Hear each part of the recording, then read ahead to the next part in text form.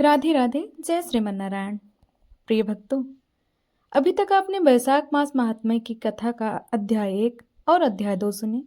अब श्रद्धा और भक्ति के साथ सुनते हैं वैशाख मास महात्म्य की पावन कथा का अध्याय 3। शास्त्रों में कहा गया है कि वैशाख मास में किया गया एक छोटा सा पुण्य भी मनुष्य के जीवन को बदल सकता है। इसी सत्य को समझने के लिए पुराणों में एक अद्भुत कथा सुनाई जाती है। नारद जी का पुनः प्रश्न। एक बार फिर देवर्षि नारद मुनि भगवान विष्णु के पास बैकुंठ लोक पहुंचे। नारद जी ने भगवान को प्रणाम किया और बोले, हे प्रभु, आपने वैशाख मास का महत्व तो बताया, पर क्या इस मास में कोई ऐसी कथा भी है जिससे मनुष्य को भक्ति का मार्ग मिल सके?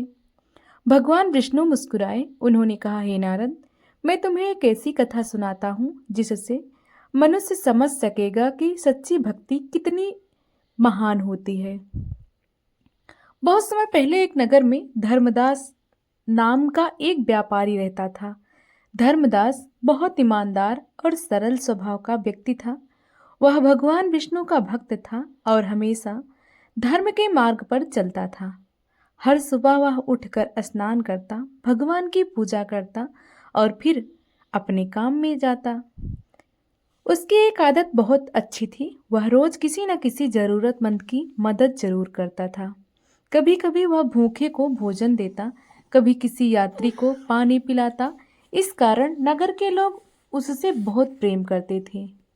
एक दिन नगर में एक संत महात्मा आए। नगर के लोग उनके दर्शन करने पहुंचे।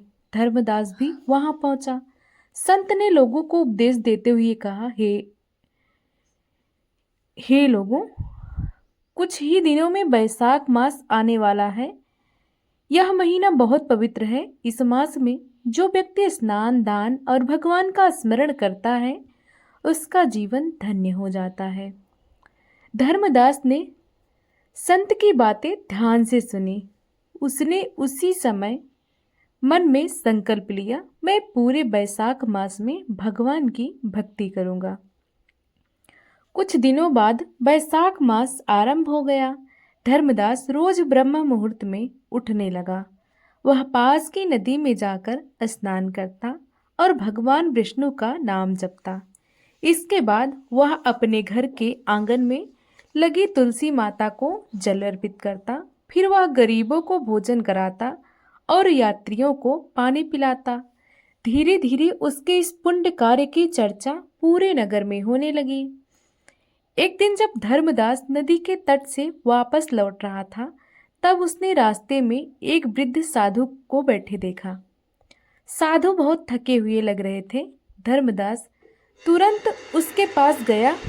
उसने विनम्रता से कहा, महाराज, क्या आपको किसी सहायता की आवश्यकता है? साधु ने मुस्कुराकर कहा, बेटा, मुझे केवल थोड़ा सा पानी चाहिए। धर्मदास ने तुरंत अपने पात्र से उन्हें पानी पिलाया।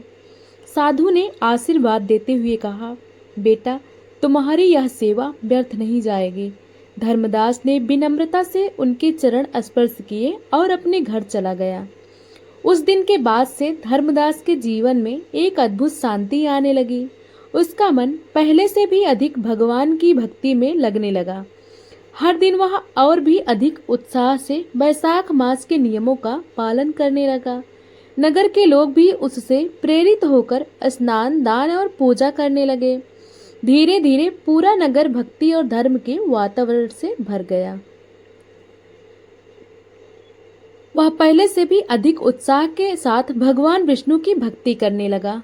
हर सुबह वह ब्रह्म मुहूर्त में उठता, पवित्र नदी में स्नान करता और भगवान का नाम जपता। फिर वह तुलसी माता को जल अर्पित करता और गरीबों को भोजन कराता। वैशाख मास के दिन धीरे धीरे बीतते जा रहे थे, लेकिन धर्मदास की भक्ति हर दिन और भी गहरी होती जा रही थी। एक दिन जब धर्मदास अपने घर के बाहर बैठे भगवान का नाम जप रहा था, तभी उसने देखा कि वही वृद्ध साधु फिर से उसके द्वार पर खड़े हैं। धर्मदास तुरंत उठकर उनके पास गया। उसने आदर पूर्वक उसके चरण स्पर्श किए और कहा, महाराज, आपका मेरा घर में स्वागत है। साधु मुस्कुराए। उन्होंने कहा, बेटा, तुम्हारी सेवा और भक्ति देखकर मुझे बहुत प्रसन्नता हुई है। धर्मदास ने विनम्रता से कहा, महाराज, मैं तो केवल भगवान की सेवा कर रहा हूँ।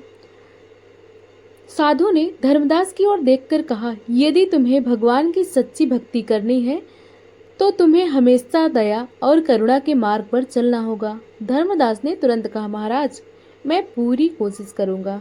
साधु ने उसकी परीक्षा लेने का निश्चय किया। उन्होंने कहा, बेटा, आज नगर में कई गरीब और यात्री आए हैं। यदि तुम उन्हें भोजन और पानी की व्यवस्था कर दो तो यह बहुत बड़ा पुण्य होगा। धर्मदास ने बिना देर किए अपने घर से भोजन और पानी की व्यवस्था की।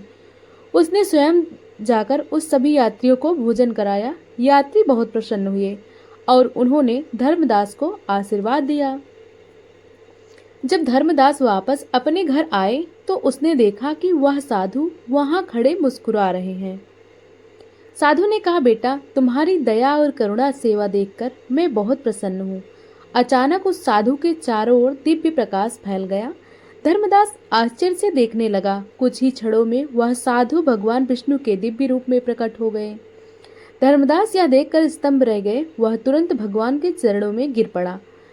भगवान विष्णु ने प्रेम से धर्मदास को उठाया। उन्होंने कहा, बेटा, तुम्हारी सच्ची भक्ति और सेवा से मैं बहुत प्रसन्न हूँ।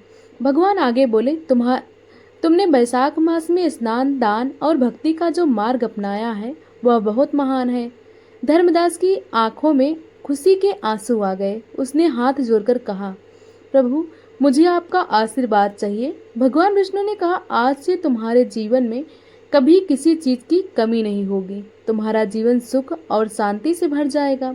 यह कहकर भगवान अंतर्ध्यान हो गए। उस दिन के बाद धर्मदास और भी अधिक भक्ति करने लगा। उसने अपने नगर में लोगों को बैसाख मास का महत्व बताना शुरू किया। धीरे धीरे पूरे नगर में धर्म और भक्ति का वातावरण फैल गया। लोग स्नान, दान और भगवान का स्मरण करने लगे। भगवान विष्णु ने नारद जी से कहा, हे नारद, जो मनुष्य बैसाख मास में श्रद्धा और विश्वास के साथ भगवान का नाम लेता है और दूसरों की सेवा करता है, उसका जीवन धन्य हो जाता है। नारद जी ने प्रसन्न होकर कहा, प्रभु, बैसाख मास वास्तव में बहुत महान और पवित्र है। इस प्रकार बैसाख मास महात्म्य कथा का अध्याय 3 पूर्ण होता है। यह कथा हमें सिखाती है कि भगवान को पाने के लिए बड़े धन या वैभव की आवश्यकता नहीं होती। यदि मनुष्य सच्चे मन से भगवान का स्मरण करे, दया और सेवा का मार्ग अपनाए और श्रद्धा के साथ पुण्य कार्य करे तो भगवान विष्णु अवश्य प्रसन्न होते हैं। विशेष रूप से बैसाख मास में किया गया स्नान, दान, तुलसी पूजा और भगवान का नाम जब मनुष्य के जीवन में सुख, शांति और समृद्धि लाता है। इसलिए संत और शास्त्रों में हमें बार बार यही संदेश देते हैं कि इस पवित्र मास में जितना हो सके उतना दान, सेवा और भगवान की भक्ति करनी चाहिए। इसी के साथ बैसाख मास महात्म्य की पावन कथा का अध्याय 3 यही पूर्ण होता है। अगर आपको यह पावन कथा पसंद आई हो तो वीडियो को लाइक करें, चैनल को सब्सक्राइब करें और ऐसी ही पौराणिक कथाएं सुनने के लिए हमारे साथ जुड़े रहें। जय श्री हरि, जय श्री विष्णु।